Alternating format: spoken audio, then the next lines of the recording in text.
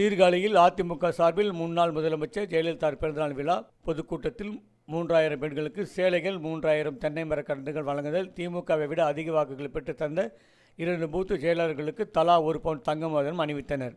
மயிலாடுதுறை மாவட்டம் சீர்காழியில் மறைந்த முன்னாள் முதல்வர் ஜெயலலிதா பிறந்தநாள் விழா பொதுக்கூட்டம் சார்பில் மாநில ஜெயலலிதா பேரவை துணைச் செயலாளர் மார்க்கோனி தலைமையில் நடைபெற்றது. இதில் முன்னாள் எம்எல்ஏக்கள் பாரதி, சக்தி மற்றும் மாநில நிர்வாகிகள், தலைமை கழக பேச்சாளர்கள் முன்னிலையில் மயிலாடுதுறை மாவட்ட செயலாளர் பவுன்ராஜ் பங்கேற்று சிறப்புரையாற்றினார்.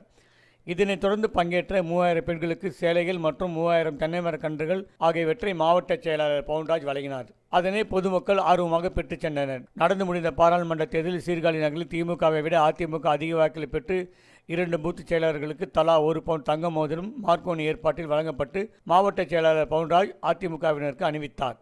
ஜெயலலிதா பிறந்தநாளை முன்னிட்டு நடத்தப்பட்ட சிலம்பம், கருத்த போட்டிகள் வெற்றி பெற்ற மாணவிகளுக்கு நினைவு பரிசு கேடயம் வழங்கப்பட்டது.